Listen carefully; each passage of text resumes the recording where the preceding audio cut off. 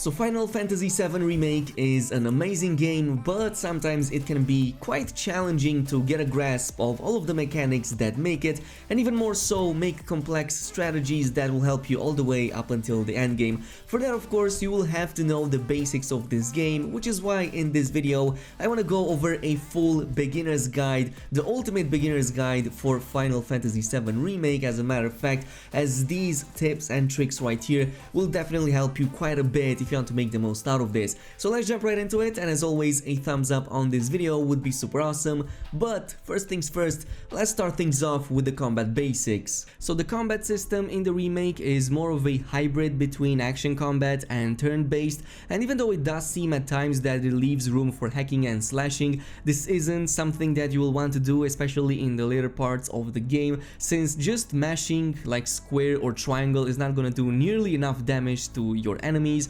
and you're also not gonna be able to like fully dodge or parry incoming attacks. You're eventually gonna get damaged and you're gonna have to mitigate and heal through that damage, so treat this as a regular old RPG. So the start of the fights, you're gonna be doing a little bit of button mashing like with the square or the triangle, but only for a little bit to build up your ATB gauge, as this is gonna open up more powerful attacks using the game's command menu or the game's command menu shortcuts. Now this brings us of course to the command menu. You can find this on the lower left corner of the screen. It's accessible using X on your controller, and when Xing it, the game kinda slows down, leaving you plenty of room to plan out your next powerful attack, as well as on which target, assuming of course if you happen to face many. And you're definitely gonna be using the command menu even more often as you progress through the game, as this is gonna give you that tactical advantage. You're also not gonna be able to fully quick bind all of the command menu actions, so this is gonna let you quickly shift through all of them and kinda adapt to the combat situation and use the ones that would fit most for the current target that you're fighting. Now this brings us to the ATB Charge I was talking about earlier, and all special attacks under the command menu cost ATB to use. This includes special character attacks, using potions in combat, and even summons. Most of them only cost 1 ATB charge, while there's some in there that can cost both of them, like for example Barrett's focused shot ability, as well as certain summon abilities that cost 2 ATB gauges. The only exception to this rule is the limit break, like for example Cloud's cross slash. These don't cost any ATB charge to use, and they only fill up and are usable once your character gets enough damage as the fight goes on, and typically it's something that you only use like once or at most twice during combat. Now fights normally start with 0 ATB, and you fill that in multiple ways, including doing regular attacks with square or triangle onto the enemy, parrying incoming attacks, or simply waiting for like a few seconds as the ATB gauge naturally regens over time. But later on in the game there is also a materia that lets you start fights with a fully filled ATB charge, so that can be quite useful. But now that you kinda know what all of these gauges and all of these menus do, it's kinda time to go over combat tactics, and I kinda want to start things off with an early on materia that you get from a side mission. This is the Assess materia, one of the most important materias in the game. It's received from one of the first side missions from Chadley to gather some battle intel on enemies. This basically opens up a whole quest chain later down the line that spans over the entire game, that rewards you even more powerful material later down the line, as well as access to VR battles that lets you unlock additional summons, but I'm gonna talk about that later on in this video. And this accessibility is extremely important, as this lets you analyze your targets and see useful battle data like their strengths, weaknesses, and what makes them stagger fast. Which of course brings us to the next couple of points, which are all gonna be about staggering and pressuring your enemies. First, let's start things off with stagger. As you play the game and start encountering more and more tougher enemies, you'll need to start exploiting their weaknesses and also get them to get staggered, as this is both going to stun them for a short amount of time, as well as increase the damage that they will take from your attacks by about 160% by default, but that can be further increased to 300% through various means that I'm going to explain later down the line. Now, staggering an enemy is pretty straightforward. This is going to be indicated by a second orange bar beneath its name, and the more damage and the more abilities that deal damage you cast onto the target, the more that stagger meter is going to increase. Now, one tip tip that I have here is that some abilities are better at increasing the stagger than others. Like for example, at the start of the game, Cloud's focused thrust ability is way better than the others. But the general rule over here is that if one ability looks really powerful, chances are that it's most probably going to increase that stagger and is going to be doing a good job at that. This brings us to the next one, which is going to be the pressured state, another very important mechanic that you will need to exploit to take advantage of your enemy. Enemies can be pressured when attacked with abilities they might be weak against. So for example, attacking a frost enemy with fire attacks, fire enemies with frost attacks, or mechanical enemies with lightning damage. While in the pressure state, again indicated under the target's name, the target will now receive more damage and be even easier and more susceptible to damage and stagger because of this. So while the target is pressured, you are gonna have an easier time to actually go in and stagger them. So the rule of stagger, again to recap, is really easy. Assess an enemy's weakness using the material I've talked about, exploit that weakness by using attacks it's normally weak to. This will put it under a pressure state, and while it's pressured, start dealing a ton of damage. Cast your abilities as often as possible on multiple characters, and this is going to eventually increase that stagger meter even faster and eventually completely stun your targets, and that's basically it. Anyway, we've talked about combat, we've talked about assessing the situations and the combat info, but what about upgrading your characters? Well, you will be doing a ton of that in this game, both for Cloud as well as pretty much everybody else in your party, assuming you want to roll with a very good party. And this brings us to two very important points we need to discuss, which are skill points and ability points. Let's start with the skill points, or SP.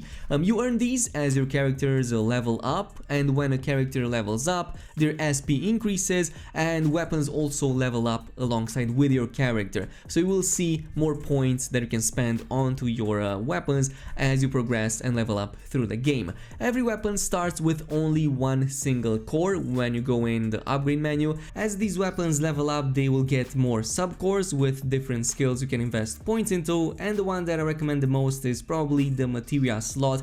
Reason being that this is going to give you access to more materia slots, which in turn is going to give you access to more magic abilities that you can cast during combat, and this is going to be really helpful against the later fights when there's going to be a multiple type of enemies that are going to be present on every single encounter.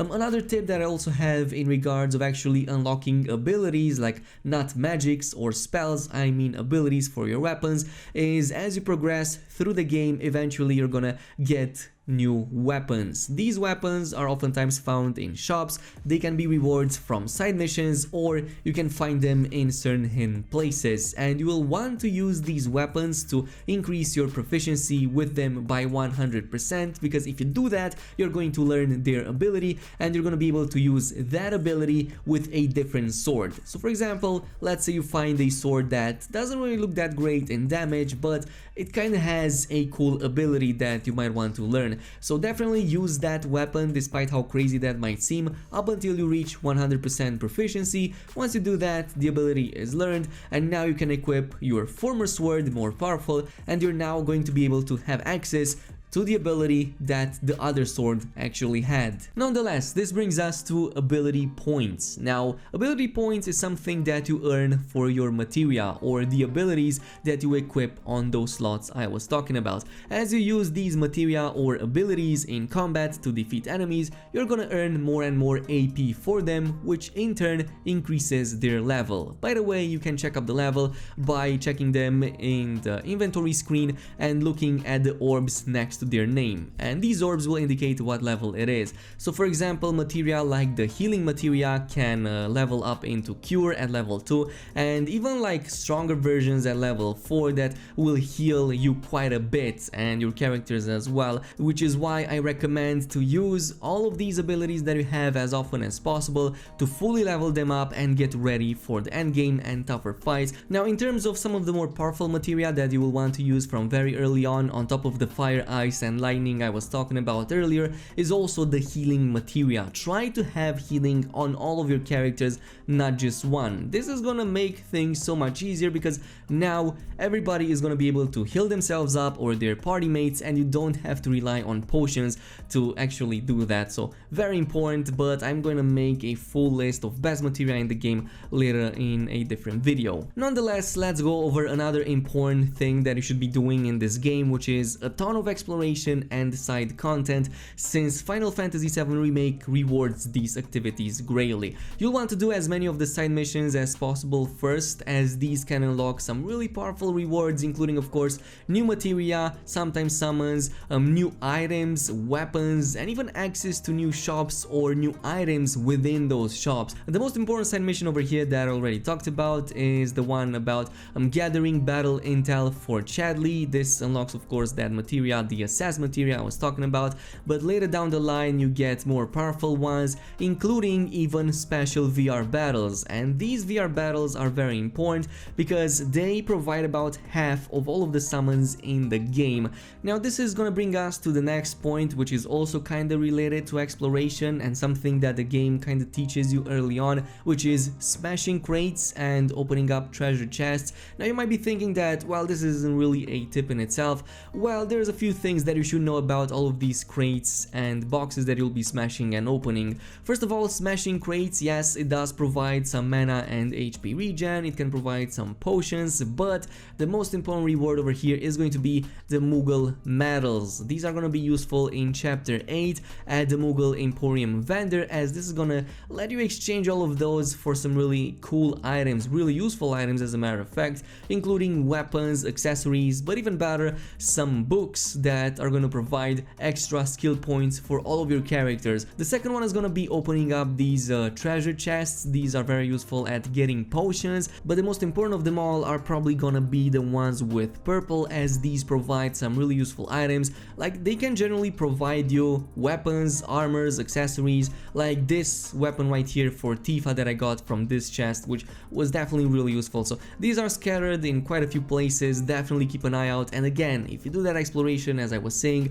you're gonna encounter many of these along the way. Anyway, on a final note, also don't forget to rest in between fights. Oftentimes you will find these benches and vending machines near them, and most of the time these will indicate that right after them there is a section of an area that's gonna, you know, kind of give you a big encounter that you have to fight in, either a boss or a huge amount of enemies that you have to fight through. So if you use this bench, you're gonna replenish both your HP and mana points, which is really useful, and then you can also go and buy from the vending machines potions like healing potions, high potions, or stronger versions of these, and even like the Phoenix Down to revive your character when it's in need. Nonetheless, these are most of the important beginner tips and tricks you should know of. I hope that this guide was useful for you, and this should generally help you throughout the entire game, as it kind of learns you all the ropes and the basics of Final Fantasy VII Remake. So if you enjoyed this video, a thumbs up on it would be super awesome. Thank you so much for watching, and peace!